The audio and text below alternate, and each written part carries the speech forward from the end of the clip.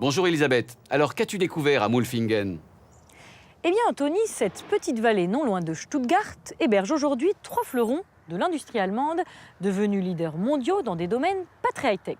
La vis pour les 2 premiers, les ventilateurs et les moteurs électriques pour le 3e, et bien Pabst, où je t'emmène.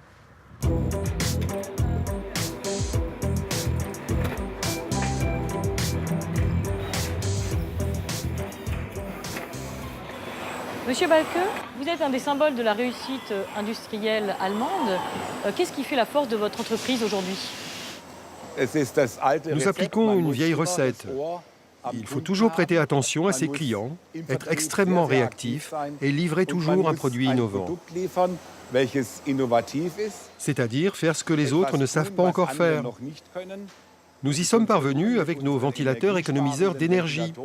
C'est une tendance que nous avons détectée très tôt. Nous étions les premiers à concevoir ce genre de ventilateur et à les commercialiser à grande échelle. C'est une des clés de notre succès. Tout est fabriqué ici? Non, pas uniquement en Allemagne. Nous avons aussi des usines en Hongrie, en Chine, aux États-Unis où nous produisons sur place et uniquement pour le marché local. Et comment faites-vous pour rester compétitif aujourd'hui?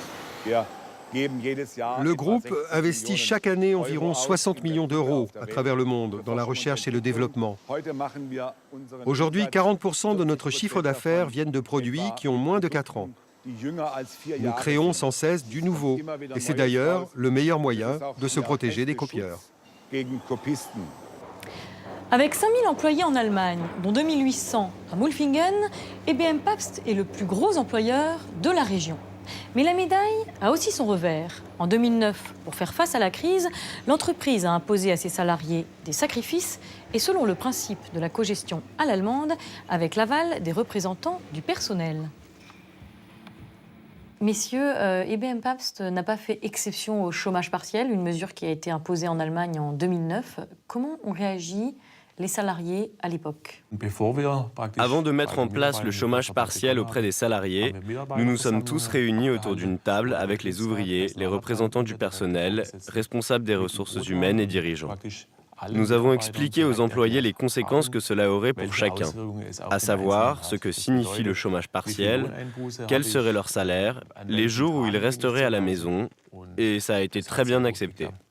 Le chômage partiel a duré à peu près 1 an. L'avantage pour nous, c'est que personne n'a été licencié, si bien que nous avons pu rebondir du jour au lendemain quand il a fallu. Contrairement à nos concurrents qui, eux, ont dû réduire leurs effectifs et laisser partir de la main-d'œuvre. L'entreprise a mis en place le chômage partiel en 2009. Vous avez été concerné? Oui, j'ai été touché. Mais bon, je l'ai bien vécu et j'ai pu rebondir. J'ai été concernée, mais ça n'a pas été si tragique que ça, parce que j'avais un reliquat d'heures supplémentaires que j'ai pu écouler dans le cadre du chômage partiel. Et en plus, j'ai touché le chômage. Ici, à EBM Pabst, comme beaucoup d'entreprises, on pratique des salaires très bas. Qu'est-ce que vous en pensez? J'espère que nos salaires vont un peu augmenter. D'autant que le coût de la vie et les dépenses au quotidien n'arrêtent pas d'augmenter. Oui, j'espère qu'on va gagner plus.